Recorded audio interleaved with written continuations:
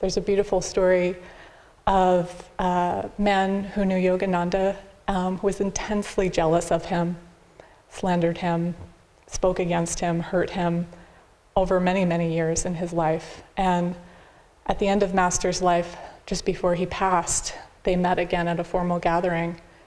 And Master went to him and looked at him with deep forgiveness in his eyes and said, "Remember, I will always love you. Remember, I will always love you." How could God love us any less than that? How could Master love us any less than that? If he could say that to someone who was, in our eyes, maybe his enemy, think how much God must love us. I will always love you. There's a beautiful story also that always comes to mind for me when I think of unconditional love of Sri Yukteswar, who is the Gyan avatar. And I would imagine that most of us don't maybe think of him first when we think of unconditional love, but for whatever reason, he comes to mind for me.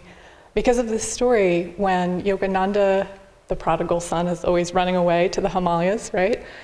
He comes back the last time, and he greets Sri Yukteswar, and Sri Yukteswar says, "Okay, let's have something to eat." And Yogananda is surprised, and he says, "Sir, surely I've put you to great inconvenience. You must be angry." And what does Sri Yukteswar say? "I don't expect anything from anyone. I'm happy only in your own true happiness."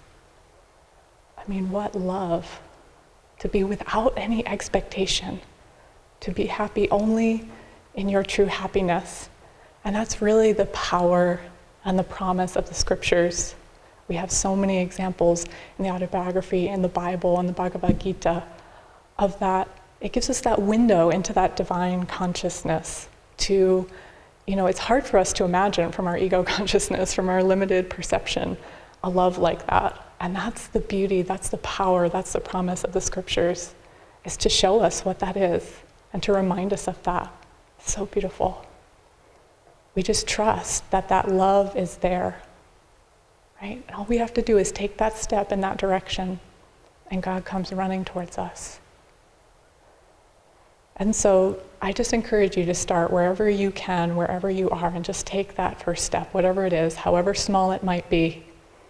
And to lastly, just really remember that this is an inward journey, that our home is not outside of ourselves.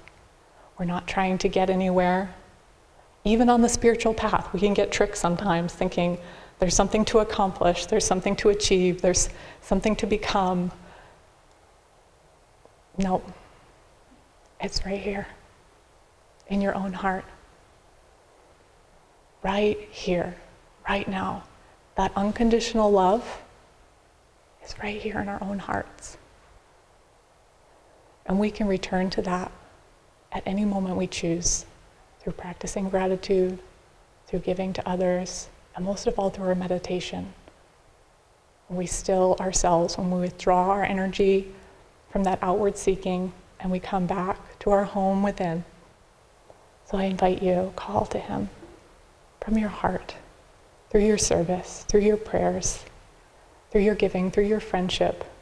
Call to God and come back to that home within. God bless.